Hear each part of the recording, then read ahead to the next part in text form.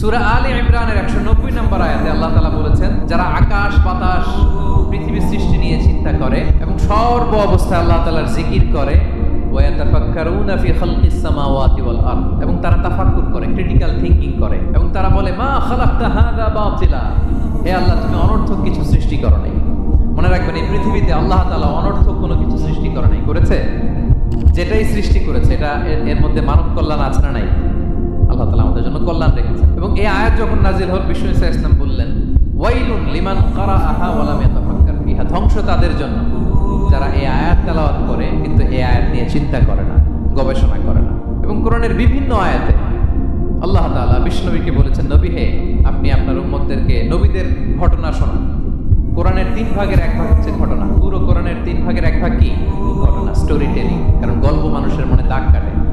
আল্লাহ তাআলা বলেছেন, ফাকুসুসিল কসাসা লাআল্লাহুম ইয়াতাফাক্কারুন, নবী হে আপনি তাদেরকে কিচ্ছা শোনান, ঘটনা শোনান, নবীদের কাহিনী শোনান, লাআল্লাহুম ইয়াতাফাক্কারুন, যাতে করে তারা ক্রিটিক্যাল থিংকিং করে। তারা লূত আলাইহিস সালামের কওমের ঘটনা যখন শুনে যে আল্লাহ তাআলা আপসাইড ডাউন করে দিয়েছিলেন, তারা যখন কওমে আদের ঘটনা শুনে, কওমে সামুদের ঘটনা শুনে, তারা যেন চিন্তাশীল হয়। এবং বিশ্বনবীর সাহাবী আবু দারদা রাদিয়াল্লাহু তাআলা আনহু, উনি বলতেন, তাফাক্কুরু সাআতিন খায়রুম মিন কিয়ামিল লাইল, 1 ঘন্টা কেউ যদি আল্লাহর সৃষ্টি নিয়ে চিন্তা করে, সেটা সারা রাত তাহাজ্জুদের সালাত